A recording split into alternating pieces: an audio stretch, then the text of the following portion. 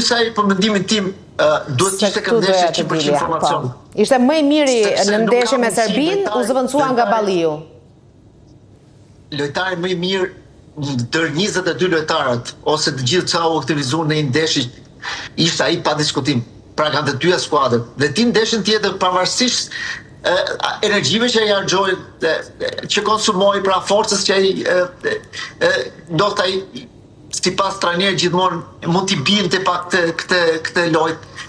Unë nuk mendoj ashtu, unë mendoj që ai me atë ndeshje që bëri aty do vazhdonte me të njëjtën, sepse kishte një jetësuri. Lojtari që ka një jetësuri, ka një eksperiencë të jashtëzakonshme të gjatë në futboll me ekipin kombëtar. Pra, unë them që ky është një zgjidhje jo e mirë. Me gjithë respektin për Balliun. Por Balliut nuk i doli loja ashtu si ai është mësuar. Pra ai u fut në krah për me sulmu krahun shumë shpejt, për me dalë fundor, për me udhë shumë krosa, gjë që ai nuk e bëri ai shumë. E kuptoj. Kjo ishte një pjesë. Pastaj jo se duhet veçoj edhe dy emra të tjerë. Edhe te pjesa mes fushës duhet them diçka, sepse të tre lojtarët e mesit fushës tonë bën ndeshje me Serbin, goxha volum loje, goxha punë, patën kombinacione fantastike me njëri tjetrin, por ajo ishte ndeshje tjetër dhe kjo ishte ndeshje tjetër. Ne këtë ndeshje do sulmonim. Pra na doi një lojtar, një nga këto tre, mos ishte, po ishte një me tipare sulmuese, tipik sulmues, që ta mbështeste shumë lojën sulm.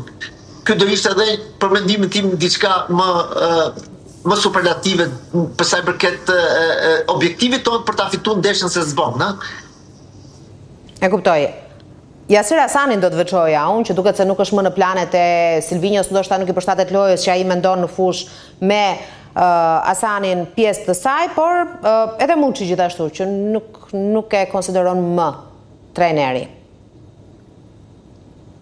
Tani Hasani, o do luaj Hasani o do luaj Broja. Brojan ai nuk e fut qendër të sulmit, sepse edhe aty Broja, të them drejtën, është përshtat më shumë se edhe në për ekipet e veta në Angli, luan në krah më shumë se sa në marrjen e sulmit.